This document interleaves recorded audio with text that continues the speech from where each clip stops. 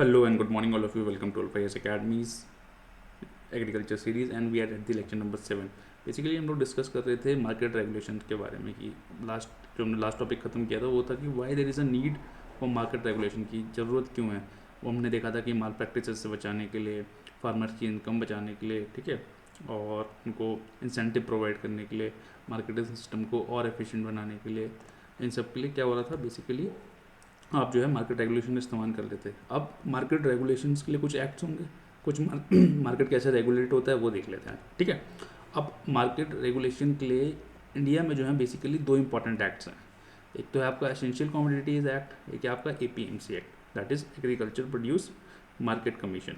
तो essential commodity act की बात करूँ तो पहले थोड़ा मैं आपको हिस्ट्री बता देता हूँ।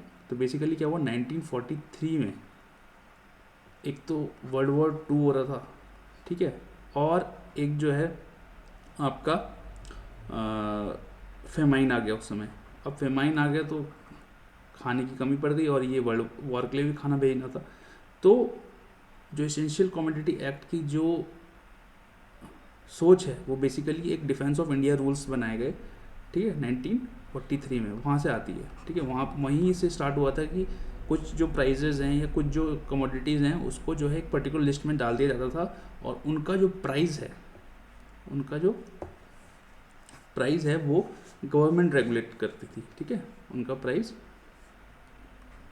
गवर्नमेंट रेगुलेट करती थी, ठीक है। अब बेसिकली इकोनॉमिक सर्वे 2020 भी बोलता है कि भैया इस एक्ट को जो है रिपील कर दिया जाए। अभी जो रिसेंट फार्म लॉज आए थे उसमें भी इसकी बात की गई थी, बट देन अब वो रोल बैक हो गए हैं, तो अब उसकी बात करना सही नहीं हुआ यहाँ पे। बट देन उसमें भी एसेंशियल कमोडिटी एक्ट में अमेंडमेंट की गई थी। अब एसेंशियल कमोडिटी एक्ट से क्या होता है, कंज्यूमर को तो फ़ायदा होता है क्योंकि उसको चीज़ें सस्ती मिलती हैं, बट देन फार्मर्स को नुकसान होता है, ठीक है। फार्मर्स को नुकसान होता है, ठीक है। कंज्यूमर को तो अच्छा मिलता है लेकिन फार्मर्स को नुकसान होता है, क्योंकि जैसे अगर मैं एग्जांपल लूँ कोविड के टाइम पे, भाई कोविड के टाइम पे हैंड सैनिटाइजर और मास्क को जो है एसेंशियल कमोडिटी एक्ट में डाल दिया गया कि आप जो है मास्क इतने ऊपर से नहीं, इतने रुपए से ऊपर नहीं बेच सकते और सैनिटाइज़र को भी आप इतने रुपए से ऊपर नहीं बेच सकते। तो हुआ क्या, अब आप चाहे कितना अच्छा मास्क बना लो आप उससे ऊपर बेच ही नहीं सकते। तो ये इनोवेशन को भी किल करता है एक प्रकार से, ठीक है। और एसेंशियल जो कमोडिटी एक्ट है वो किससे डील करता है, PDS से, पब्लिक डिस्ट्रीब्यूशन सिस्टम नहीं, production, distribution and supply of any commodity, ठीक है। तो वो जब वो एक कमोडिटी को आप एसेंशियल कमोडिटी एक्ट के अंदर डाल देंगे तो वो उसकी प्रोडक्शन से भी डील करेगा, वो उसके डिस्ट्रीब्यूशन से भी डील करेगा और वो उसके सप्लाई से भी डील करेगा। अब आ जाते हैं APMC एक्ट पे। भाई APMC क्या होता है, हर स्टेट्स में मंडीज़ देखी होंगी आपने, बस वही मंडीज़ होती हैं, ठीक है। APMC मंडीज़ बोलते हैं उसको, ठीक है। अब APMC एक्ट के साथ भी अपनी बहुत सारी दिक्कतें हैं, फार्म लॉज में इसकी भी बात की गई थी। अब APMC एक्ट क्या बोलता है बेसिकली कि फार्मर्स को जो है अपना जो प्रोड्यूस है वो पर्टिकुलर मंडी में जाकर ही बेचना है, ठीक है। अब मंडी में होता क्या है कि बहुत सारे आड़तीज़ होते हैं, बहुत सारे लालाजीज होते हैं, वहाँ पे जाते हैं और लोग जो है अपना produce, whatever produce they make they sell there, ठीक है। अब उसमें बहुत सारी प्रॉब्लम्स आ जाती हैं। वो प्रॉब्लम्स क्या होती हैं 2 मिनट बाद देखते हैं। स्टेट्स APMC एक्ट क्योंकि एग्रीकल्चर स्टेट सब्जेक्ट है तो APMC मंडी जो है वो स्टेट के अंदर ही आती है, ठीक है। ऑब्जेक्टिव मैं आपको बताऊं तो बड़े अच्छे अच्छे इसके ऑब्जेक्टिव हैं, बट देखना धुएं धुएं में उड़ जाते हैं। भाई इसका ऑब्जेक्टिव है कि एफिशिएंट मार्केटिंग सिस्टम बनाना, ठीक है, आपका एग्री प्रोसेसिंग करना, ठीक है, और जो इफेक्टिव इंफ्रास्ट्रक्चर प्रोवाइड करना, प्रोसीजर्स प्रोवाइड करना, प्रोसीजर्स बताना, ठीक है। बट देन होता क्या है, इश्यूज़ क्या हैं APMC एक्ट के साथ, भाई इश्यूज़ हैं एक तो मोनोपोली ऑफ APMC है। भाई मोनोपोली ऑफ APMC मतलब कि आप गए, होता क्या है कि आपको सामान वहीं बेचना है, एक मंडी में जाके ही बेचना है, या जो आपके नियरेस्ट मंडी है वहीं पे जाके आप उस सामान को बेचेंगे। तो बेसिकली आदमी को पता है कि यार ये कहीं भी जाए, इसे आना तो मेरे पास ही है। उससे क्या होता है कि फार्मर्स को बड़ा नुकसान होता है, ठीक है। देन कार्टलाइजेशन होता है। कार्टलाइजेशन कैसे होता है मैं आपको बताऊँ, मैंने खुद देखा है भाई मान लिया आलू खरीदने वाले वहाँ पे 4 आड़तीस हैं, वो आपस में सुबह बैठ लेंगे कि आज हम जो आलू है वो 12 रुपये पर केजी से ऊपर नहीं बेचेंगे, जबकि मार्केट प्राइस चल रहा है 30 रुपये पर केजी। बट देन फार्मर को क्या है कि यहीं बेचना है, फार्मर यहाँ पे नहीं बेच सकता, तो फार्मर को कितने मिले 12, और ये जो आगे बेचेंगे कितने में बेचेंगे, मान लिया अगर 5 रुपये जो रिटेलर है उसका भी प्रॉफिट ले लें हम, 25 रुपये पर केजी बिकेंगे, तो फार्मर को तो मिल रहे हैं 12 रुपये, बट देन जो मिडिल मैन है वो कितना रुपये कमा रहा है, 13 रुपये पर केजी, ठीक है, बैठे बैठे। तो कार्टलाइजेशन जो है बहुत एक बड़ी प्रॉब्लम है किसमें, एपीएमसी एक्ट में।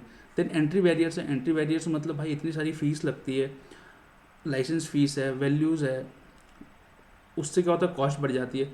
देन कॉन्फ्लिक्ट ऑफ इंटरेस्ट है, कॉन्फ्लिक्ट ऑफ इंटरेस्ट क्यों है, क्योंकि भैया जो एपीएमसी है वही रेगुलेटर है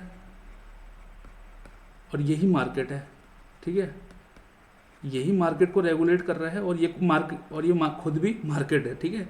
तो यहाँ पे क्या हो, कॉन्फ्लिक्ट ऑफ इंटरेस्ट हो जाती है। Then high commission taxes and levies on farmers, जैसे ही वो घुसेंगे उन्हें कुछ कुछ फीस जमा करनी पड़ती है, कमीशन देना पड़ता है, मार्केटिंग फीस होगी, एपीएमसी सेस हो गया, ठीक है, ये सब देना पड़ता है, जिससे कि फिर दोबारा कॉस्ट ऑफ जो कमोडिटी होता है वो बढ़ जाता है। इसी के लिए हमने एक मॉडल एपीएमसी एक्ट भी निकाला था, ठीक है।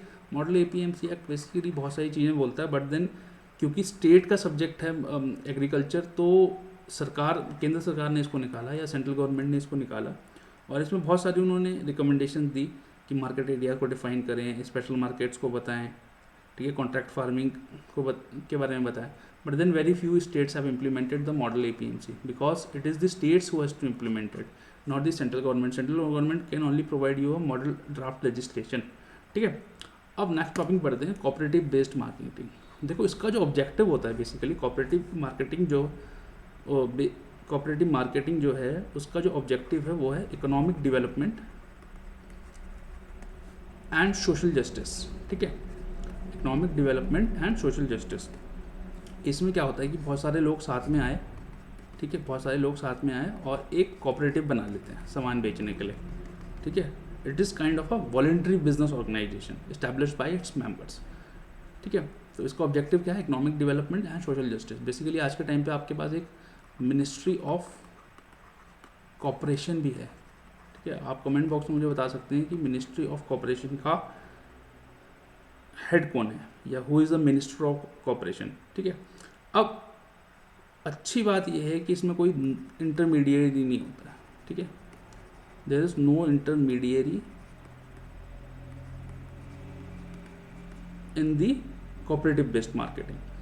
फंक्शंस क्या हैं इसके, तो जो भाई आपका प्रोडक्ट है उसको मार्केट करना, ठीक है, प्रोडक्ट को मार्केट करना, आपका जो मेंबर्स हैं उनको सेफगार्ड करना, उनको माल प्रैक्टिसेस से बचाना, साइंटिफिक स्टोरेज बढ़ाना, ठीक है, ग्रेडिंग एंड मार्केटिंग इंफॉर्मेशन उन्हें प्रोवाइड करना, उनको बेटर बार्गेनिंग पावर प्रोवाइड करना, उनको बेसिकली अब जिसके बाद छोटे छोटे लैंड्स हैं तो बेसिकली आपके वो आपने साथ में आके काम कर लिया, तो पूलिंग कर ली, या आपने जो जो उगाया आपने क्या किया, आपने मान लिया 10-10 kg आपने गेहूँ उगाई, आपने पुल करके उसे 1 kg बना दिया, ठीक है। देन वो अपनी मेंबर्स को एक्सपोर्ट, ट्रांसपोर्ट, इंपोर्ट्स इन सब में मदद करता है। तो बेसिकली कोऑपरेटिव्स जो हैं फ्यूचर भी हैं इंडिया का, कोऑपरेटिव्स जो हैं ग्रो हो रहे हैं क्योंकि ये बेटर एक पोजीशन पे रख देते हैं किसी भी इंडिविजुअल फार्मर्स को, ठीक है भाई, वो है ना, united we stand, divided we fall, ठीक है। एक साथ लोग आके जब काम करेंगे तो हर चीज़ जो है बेहतर हो जाती है, कोऑपरेटिव बेस्ड मार्केटिंग। लेकिन इसका जो ऑब्जेक्टिव है वो इकोनॉमिक डेवलपमेंट एंड इसका थोड़ा सा सोशल जस्टिस वाला है, वो बहुत ज़्यादा प्रॉफिट या बिजनेस पे ध्यान नहीं देता है। बट देन बिजनेस और प्रॉफिट के लिए हमारे पास एक चीज़ आती है, फार्मर्स प्रोड्यूस ऑर्गेनाइजेशन। भाई ये भी फार्मर्स ही मेंबर होते हैं, इसमें सारे के सारे मेंबर्स जो होते हैं वो फार्मर्स के होते हैं। बट देन कोई भी इसमें काम कर सकता है, उसको जो है ड्यूटीज असाइन कर दी जाती हैं, ठीक है, और वो आपस में आके काम करते हैं। बेसिकली इसमें क्या होता है कि ये they are voluntary organisations, they are open to all person and ये जो FPO ऑपरेटिव्स होते हैं या FPO जो होती हैं, जिसको फार्मर प्रोड्यूसर ऑर्गेनाइजेशन भी बोलते हैं, basically they work towards the education and training of the farmers, ठीक है। जैसे मैं आपको एक अच्छा एग्जांपल बताऊं कि एक पाली डिस्ट्रिक्ट है राजस्थान में, वहाँ की जो ट्राइबल वूमेन थी उन्होंने एक FPO बनाया, किसके लिए, कस्टर्ड एप्पल्स के लिए। आज वो ज़्यादा पैसे लेती हैं उसके, क्यों, क्योंकि बेनिफिट्स हैं। What are the benefits, you can better negotiate, भाई आपकी जो है बार्गेनिंग पावर अच्छी हो गई, आप जो है कलेक्टिव तरीके से फार्मिंग कर रहे थे, तो आप जो है ज़्यादा प्रोड्यूस कर पाए, आप ही कंट्रोल कर रहे हैं उस प्रोड्यूस को, तो आपकी जो नेगोशिएटिंग पावर है वो बढ़ जाएगी। देन इकोनॉमिक्स ऑफ एग्रीगेशन, भाई इकोनॉमिक्स ऑफ एग्रीगेशन का मतलब कि अब इनपुट की जो कॉस्ट होती है वो लो हो जाती है। कैसे? भाई मान लिया आपने एक एफपीओ बनाया, अब मैं बोल रहा हूँ कि मुझे एक मशीन चाहिए जो गेहूँ काटती है, ठीक है। अब हो सकता था कि अलग अलग फार्मर जब अलग अलग रहते तो उन्हें अलग अलग मशीन लेनी पड़ती, बट देन उस फार्मर उस में एफपीओ में 2 मशीन हैं, 2 मशीनों से लगभग लगभग 50 फार्मर्स का काम होता है, तो क्या हुआ, इनपुट कॉस्ट लो हो गई। ऐसी फर्टिलाइजर, पेस्टिसाइड्स और जो इनपुट्स हैं उनकी कॉस्ट भी लो हो जाती है। दैन मैं सोशल इम्पैक्ट की बात करूँ तो ये जो है बेटर फुटिंग पे रखता है, जेंडर रिलेशंस को बढ़ाता है, वुमेन फार्मर्स का पार्टिसिपेशन प्रमोट किया जाता है कि वुमेन फार्मर्स भी अपनी अब एफपीओज बना पाती हैं, ठीक है। वे फॉरवर्ड क्या है, तो आप जो है आपको एफपीओज तो ऐड करने ही करना है। बेसिकली आज के टाइम पे जो है लगभग लगभग 10,000 एफपीओज हैं, जिसको कि बना के हमें 1 लाख करना है, ठीक है। तभी एक रोबस्ट मैकेनिज्म आएगा, या उतना 1 लाख बनाएंगे तब जाके कुछ अच्छा होगा, ठीक है। देन स्ट्रक्चरल इश्यूज़ को एड्रेस करना है हमें, जैसे technical skills, professional management, financial credit, इन सबको जो है हमें एड्रेस करना है। देन कलेक्टिव फार्मिंग, भाई कलेक्टिव फार्मिंग क्या है कि लोग जो है आके आपस में खुद काम करते हैं इसमें, तो ये उसका बहुत बड़ा बेनिफिट है। उससे क्या होगा, उनकी इनपुट कॉस्ट नीचे आ गई।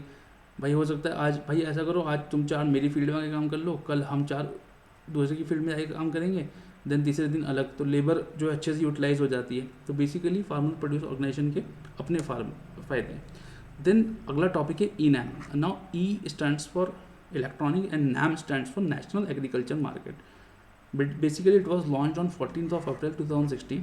और ये क्या प्रोवाइड करते हैं, अब हुआ क्या कि भैया देश भर में मंडियाँ थी और स्टेट में भी अलग अलग मंडी थी। अब क्या होता था कि प्राइस पता ही नहीं चलता था। पता लग रहा है, अगर मैं एग्जांपल लूँ अनियन का, तो पता लग रहा है इस मंडी में अनियन का प्राइस चल रहा है 5 रुपये के जी, इसमें चल रहा है 15 रुपये के जी, इसमें चल रहा है 20 रुपये के जी। तो ये आपस में डिसकनेक्टेड थी, इनमें कोई कनेक्शन नहीं था। नैम ने क्या किया कि इन सबको आपस में कनेक्ट कर दिया। आज के टाइम पे आप अपने बैठे बैठे अपने मोबाइल पे देख सकते हैं कि किस मंडी में किस कमोडिटी का क्या प्राइस चल रहा है, और उसी हिसाब से आप उसके लिए बिड कर सकते हैं। और बिड कर सकते हैं तो आपको भाई जो अब जो यहाँ होगा ना, ये क्या होगा, बैलेंस आउट करके 10 रुपये के जी आ जाएंगे, ये 5 बढ़ेगा, ये 5 कम हो जाएगा। क्यों? बिडिंग हो रही है अभी, बिडिंग का यही फ़ायदा है। तो जो भी ट्रेडर है वो बिड कर सकता है आराम से बैठे बैठे, और मोबाइल से ही पेमेंट ट्रांसफ़र कर सकता है। तो ये नेशनल एग्रीकल्चर मार्केट का फ़ायदा है, ठीक है। अगला टॉपिक है कॉन्ट्रैक्ट फार्मिंग। तो कॉन्ट्रैक्ट फार्मिंग हम एग्जांपल लेंगे पोटैटो का, ठीक है। सॉरी कुछ, ठीक है, पोटैटो का एग्जांपल लेंगे हम लोग। अब पोटैटो में क्या होता है बेसिकली कि मैकडॉनल्ड्स को एक पर्टिकुलर वैरायटी का पोटैटो चाहिए और एक पर्टिकुलर साइज़ का पोटैटो चाहिए, ताकि वो अपनी मशीन में डाल सकें उस पर्टिकुलर साइज़ को, और उससे बढ़िया चिप्स ये आपके लिए फ्रेंच फ्राइज बना सकें। अब जो मार्केट में पोटैटो आ रहा है वो अलग ही ब्रीड का है, उसके साइज़ अलग अलग हैं। तो मैकडॉनल्ड्स क्या करेगा, एक फार्मर के पास जाएगा या फार्मर ऑर्गेनाइजेशन के पास जाएगा, बोला ठीक है भैया, ये सीड्स रही, ये इनपुट्स है, आपकी ज़मीन रही, आप जो है हमारे को आलू उगाइए, और हम जो है आपसे 100 टन आलू लेंगे पर मंथ, ठीक है। आप जो है हमें आलू पहुंचाइए, जब सीज़न होगा तब हम ज़्यादा लेंगे, ठीक है। आप जितना भी आलू उगाएंगे या जितना भी आलू उगाएंगे हम सारा ले लेंगे, और हम अपने आप उसे स्टोर करेंगे, और हम आपसे आलू लेंगे लगभग 15 रुपये पर के जी। बेसिकली ये मार्केट प्राइस के बराबर ही होता है। तो ये होती है कॉन्ट्रैक्ट फार्मिंग, ठीक है, कि आपने eight a pre determined price पहले ही फिक्स कर लिया कि हम आपसे इतनी क्वांटिटी इस रेट पे लेंगे, और या पूरी क्वांटिटी इस रेट पे लेंगे। तो बेसिकली कॉन्ट्रैक्ट फार्मिंग क्या सिग्निफाई करता है, it signifies an agriculture production including life stock and poultry, ठीक है। तो इसमें सिर्फ एग्रीकल्चर प्रोडक्ट्स नहीं आते हैं, इसमें लाइफ स्टॉक जो आपकी गायें हैं, भैंसें हैं, बकरियां हैं, एंड पोल्ट्री, हेंस, एग्स, ये भी आते हैं इसमें, based on a pre harvest agreement between buyers such as food processing units and exporters and producers होंगे आगे फार्मर या फार्मर ऑर्गेनाइजेशन, ठीक है। रेगुलेशन की मैं बात करूं तो बेसिकली इसके लिए भी, कॉन्ट्रैक्ट फार्मिंग के लिए एक अलग एक्ट आया था फार्म लॉज में, बट देन आज वो रोल आउट हो गया। तो आज के टाइम भी जो है जो कॉन्ट्रैक्ट फार्मिंग है वो इंडियन कॉन्ट्रैक्ट एक्ट 1872 से गवर्न होती है बेसिकली। और एक मॉडल APMC एक्ट भी निकाला था मिनिस्ट्री ऑफ एग्रीकल्चर ने, कॉन्ट्रैक्ट फार्मिंग एक्ट जो था 2018 का, ये मॉडल एक्ट है, ठीक है। ये क्योंकि इस पे मॉडल एक्ट है बेसिकली, मतलब आप इसकी तरह अपना कॉन्ट्रैक्ट फार्मिंग एक्ट बना सकते हैं। हमने आपको बताया कि एग्रीकल्चर स्टेट सब्जेक्ट है, तो ये कॉन्ट्रैक्ट फार्मिंग का जो एक्ट बनाना है वो स्टेट को बनाना है, सेंटर इसमें सिर्फ एक मॉडल एक्ट प्रोवाइड कर सकती है, ठीक है। अब एडवांटेजेस क्या हैं कॉन्ट्रैक्ट फार्मिंग की? देखो, एक तो addresses the problem of low investment. भाई हुआ क्या कि मैकडोनल्ड्स ने बोला ये लो आप फर्टिलाइज़र, ये लो आप सीड्स, बस आप उगाओ। तो क्या हुआ कि फार्मर की जो इनपुट कॉस्ट थी वो कम हो गई, तो जो इन्वेस्टमेंट थी, इनिशियल इन्वेस्टमेंट जो थी उसकी अपनी कम हो गई, ठीक है। अब बेसिकली कई बार क्या होता था कि या फिर दूसरे सिनेरियो क्या हो सकता है आपके पास कि भाई फार्मर उगाना चाहता था बट फार्मर के पास पैसा ही नहीं है, तो मैकडोनल्ड्स गया, उसने कहा ये लो दादा आप 1,00,000 रुपये और आप आलू उगाओ अपना मन भर के, और ये आलू सारा का सारा मुझे बेच देना। तो जो इन्वेस्टमेंट की प्रॉब्लम थी एग्रीकल्चर में वो दूर हो जाएगी। Then there is assured market and a pre agreed sale price for the produce, ठीक है। आपको पता है कि मैं जितना भी आलू उगाऊंगा ये बिक ही जाएगा। आपने सीन्स देखे होंगे अराउंड द कंट्री की जब हार्वेस्ट ज़्यादा हो जाता है तो लोग टमाटर रोडों पे फेंक रहे हैं, पोटैटो रोडों पे फेंक रहे हैं। क्यों? क्योंकि उनकी जो इनिशियल कॉस्ट है, इनपुट कॉस्ट है, वो भी निकल रही है। प्राइस ऐसे हो जाता है 1 रुपये किलो, 2 रुपये किलो, 3 रुपये किलो, क्योंकि किसी चीज़ की पैदावार बहुत ज़्यादा हो जाती है, बम्पर पैदावार जिसको हम बोलते हैं। तो उससे क्या हुआ कि प्राइस बहुत कम हो गया। बट देन कॉन्ट्रैक्ट फार्मिंग में क्या कि ठीक है भाई मेरा तो 13 रुपये किलो, 12 रुपये किलो बिकना ही बिकना है। And there is access to cheaper institutional credit कि भाई ठीक है बैंक आपको या हो सकता है 6% पे दें, आप छोड़ो, आप हमसे 4% पे पैसा उठा लो और आप इसको उगाओ और हम आपसे ही खरीद लेंगे। तो बेसिकली ये फ़ायदा है कॉन्ट्रैक्ट फार्मिंग का, ठीक है। अब बात करते हैं फ्यूचर मार्केट की। देखो फ्यूचर्स क्या होते हैं, एक टाइप के फाइनेंशियल इंस्ट्रूमेंट होते हैं। अब फ्यूचर्स जो होते हैं वाइडर टर्म है, बट लेकिन हम फ्यूचर्स जो है यहाँ पे एग्रीकल्चर टर्म्स की बात करेंगे, ठीक है। तो future contracts are use at the hedging मतलब अपना रिस्क मिटिगेट करना, ठीक है, इंस्ट्रूमेंट्स इन एग्रीकल्चर कमोडिटीज़, ठीक है। फ्यूचर मार्केट, देखो फ्यूचर मार्केट क्या होता है बेसिकली कि आप जो है एक आदमी को, ये ए है, ये बी है, ये ट्रेडर है, ये फार्मर है, ठीक है, या कोई भी, या ट्रेडर फार्मर इसमें ज़रूरत नहीं होती, इसमें कोई भी आदमी, कोई भी ए बी हो सकता है, कोई भी आदमी हो सकता है, ये ए है ये बी है, ठीक है। तो बेसिकली ए बोलता है बी को कि भैया ऐसा है कि मैं जो हूँ आज से 3 महीने बाद आपसे जो है 5 किलो आलू 12 रुपये kg के हिसाब से खरीदूंगा, ठीक है। ये हो गया एक टाइप का आपका फ्यूचर कॉन्ट्रैक्ट कि 3 महीने बाद, ठीक है, मैं आपसे 5 किलो आलू 12 रुपये kg के हिसाब से खरीदूंगा। अब हो सकता है, देखो फ्यूचर से हेजिंग कैसे होती है, हो सकता है कि उस टाइम पोटैटो का मार्केट प्राइस 10 रुपये kg चल जाए, ठीक है, और आपको नुकसान हो जाए। तो आपको कितना रुपये का नुकसान हो गया? 2 रुपये kg का। बट देन आप जो है सेफ़ हैं, आपका जो रिस्क है वो मिटिगेट हो गया। हो सकता है कि ज़्यादा भी हो जाए, 15 रुपये kg हो जाए, ठीक है। तो फ्यूचर्स क्या होते हैं, फ्यूचर्स आदि इंस्ट्रूमेंट या तो आप बाय करेंगे या सेल करेंगे। उसमें फार्मर भी बोल सकता है कि अगर मैं बी को फार्मर मानूँ तो बी ए को बोलेगा कि भैया ऐसा है कि मैं आपको जो है 10 किलो आलू आज से 6 महीने बाद 20 रुपये किलो के हिसाब से बेचूंगा, ठीक है। तो either you buy a commodity और either you sell a commodity in a future market at a pre determine date. कौन कौन सी क्या चीज़ें फिक्स होती हैं? At a pre determine date and a pre determine price. उससे क्या होता है कि अगर उस टाइम मार्केट प्राइस कम चला गया तो आप जो है अपने रिस्क को मिटिगेट कर सकते हैं, आप जो है उस रिस्क से बच जाते हैं। हाँ, बढ़ जाएगा तो आपको नुकसान हो सकता है, बट देन आपको जितना पैसा मिलना चाहिए उतना मिल जाता है। And that is where the future markets come in and future markets are good. Now initially अगर मैं फ्यूचर मार्केट की रेगुलेटर की बात करूँ तो इट वॉज FMC, ठीक है, that is forwards market commission. Then इसमें बड़ा तगड़ा स्कैम हुआ, किस दिन पढ़ाएंगे फॉरवर्ड मार्केट कमीशन में क्या स्कैम हुआ। और फिर 2015 में इसको जो फ्यूचर मार्केट था एग्रीकल्चर का उसको CB के अंडर ही डाल दिया गया, या FMC को जो है CB के साथ मर्ज कर दिया गया। बेनिफिट क्या है फ्यूचर मार्केट के? बेसिकली एक तो इसमें एफिशिएंट प्राइस डिस्कवरी होती है, ठीक है, there is a efficient price discovery. Then liquidity रहती है मार्केट में ज़्यादा, पता रहता है कि कितना माल आना है, ठीक है, कितनी जो है फार्मर प्रोवाइड कर पाएगा, कितना, क्योंकि इन कॉन्ट्रैक्ट्स को देख के आप बता सकते हैं कि हाँ अगर किसी ने बेसिकली ये बोल रखा है कि अगर मैं 10 किलो आपको 3 महीने बाद दूंगा तो वो लगा होगा ना, मतलब वो 10 किलो आने में लगा होगा, तो मतलब वो 10 किलो आपके पास आने वाले हैं। तो आप मार्केट में लिक्विडिटी बना के रखते हैं और मिडल मैन को रिमूव करता है सीधा। इसमें एक जैसे कॉन्ट्रैक्ट फार्मिंग में डायरेक्ट डीलिंग हो रही थी ना, वैसे यहाँ पे भी डायरेक्ट डीलिंग होती है। देन वे फॉरवर्ड क्या है, एक तो हम चाइना के एग्जांपल से लर्न कर सकते हैं। देखो चाइना ने क्या किया कि अपने प्रोडक्ट्स को बड़ा कस्टमाइज़ किया और प्राइस डिस्टॉर्शन को रिड्यूस किया। तो इंडिया को भी अब ज़रूरत है कि फार्मर्स को जो है कस्टमाइज्ड प्रोडक्ट्स कैसे हुए कि जैसे इंश्योरेंस सेक्टर देखा होगा आपने, आपके नीड्स के अकॉर्डिंग वो आपको इंश्योरेंस प्रोवाइड करते हैं। ऐसे ही जो है सरकार की जिम्मेदारी है कि वो जो है फार्मर्स को जो है बेसिकली उनकी नीड्स के अकॉर्डिंग प्रोडक्ट्स प्रोवाइड करें, जो प्राइस डिस्टॉर्शंस हैं उसको कम करें, और जो प्रोडक्शन सेंटर्स हैं कि कहाँ पे कितनी क्या पैदावार हो रही है। भाई नागपुर में संतरा बहुत अच्छा होता है, तो वहाँ एक संतरे के लिए वेयर हाउस बना दें, ठीक है, जो प्रोडक्शन हाउस है पहले उसे आइडेंटिफाई करें, फिर वहाँ पे उसी के हिसाब से वेयर हाउसेज, कोल्ड स्टोरेज बनाएं और डिलीवरी सेंटर्स बनाएं, ताकि जो है फ्यूचर जो ट्रेडिंग है वो बेहतर हो सके कंट्री में, ठीक है।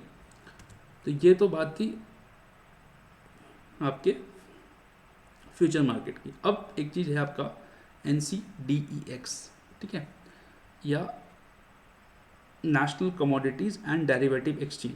अब ये क्या है, इसका हेडक्वार्टर कहाँ है, एक्चुअली मुंबई में है। It is a public limited company और ये काम क्या करती है, it is a online commodities exchange dealing primarily in agriculture commodities. तो एक्सचेंज आपने देखा जैसे आप शेयर मार्केट करते हैं ना, वैसे ही एक्सचेंज मार्केट भी हो सकते हैं। वो सोने के लिए एक्सचेंज मार्केट भी होते हैं, वो आपके गोल्ड के लिए होते हैं, मेटल्स के लिए होते हैं। तो बेसिकली NCDEX जो है वो डील किससे करता है, वैसे उसी सेक्शन में एग्रीकल्चर कमोडिटीज़ में। बेसिकली NCDEX को ICICI बैंक, NSE, NABARD और बहुत सारी और कंपनीज थे, उन्होंने फाउंड आउट किया था। बेसिकली आज के टाइम पे 27 एग्रीकल्चर कमोडिटीज़ जो हैं, जैसे आपका BSE है ना भाई, BSE पे तो क्या ट्रेड होते हैं, स्टॉक्स कंपनीज के। NCDEX पे भी स्टॉक्स ही ट्रेड होते हैं, ठीक है, एक टाइप का एक्सचेंज है। बट देन कौन से स्टॉक्स चेंज होते हैं जिनका एग्रीकल्चर से लेना देना है, या एग्रीकल्चर कमोडिटीज ट्रेड होती हैं, ठीक है। सीधा बोलूँ तो एग्रीकल्चर कमोडिटीज ट्रेड होती हैं, और आज के टाइम पे 27 एग्रीकल्चर कमोडिटीज NCDEX पे ट्रेड होती हैं। 2018 का डाटा हम आपको बता रहे हैं, 2022 का हमें डाटा अभी मिला नहीं। अब हम पढ़ते हैं कि एग्रीकल्चर में हमारे पास क्या वे फॉरवर्ड है, कि हमें एग्रीकल्चर में करना क्या है। तो बेसिक है कि पहले तो नीति आयोग की रिकमेंडेशंस हैं बहुत सारी। भाई नीति आयोग बोलता है APMC एक्ट को लेकर, बेसिकली भाई नीति आयोग बोलता है कि आप तो एक तो ई-ट्रेडिंग करें, देन आप यूनिफाइड ट्रेडिंग लाइसेंस दें, आप जो हैं एक जगह मार्केट फीस ले लें, प्राइवेट सेक्टर का पार्टिसिपेशन बढ़ाएं, इंटरमीडिएट्स को हटाएं, जो लैंड लीज मार्केट है उसे लिबरलाइज करें, और फ्रूट्स और वेजिटेबल्स को APMC एक्ट से बाहर निकाल दें। देन एक APMC एक्ट में प्रोविजन है कि अगर आपको एज अ ट्रेडर रजिस्टर कराना है तो आपके पास जगह होनी ही चाहिए, there is a compulsory requirement of space, आप जो है उसको हटाएं। देन आप you can integrate your domestic markets with international markets, ठीक है, उससे क्या होगा, आपका एक्सपोर्ट्स बेटर होगा।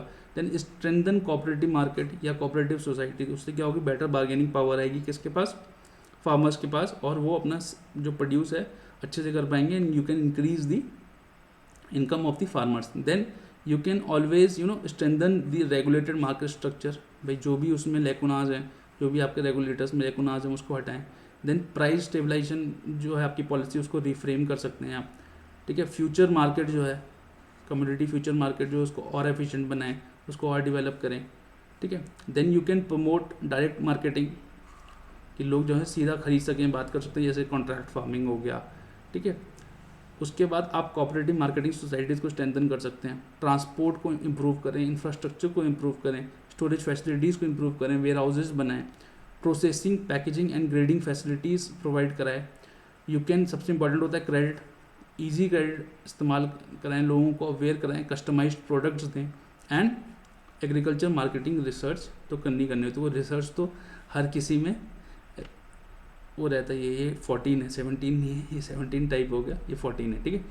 तो प्रमोटिंग एग्रीकल्चर मार्केट रिसर्च, तो बेसिकली ये सब जो है, these are the way forwards for the what for the agriculture sector और APMC किसी भी जो पर्टिकुलर रेगुलेटरी सेक्टर है एग्रीकल्चर का, उसका ये वे फॉरवर्ड है। तो इसमें से आप 5-7 भी याद कर लेंगे तो आपका काम चल जाएगा। तो आज के लिए इतना ही। Thank you very much for watching, and if you want the notes you can contact us on this phone number, or if you want to join our test series which is going on for the whole year and it is at no cost. We are helping you with the answer writing at no cost. हम उससे कोई पैसा नहीं लेंगे.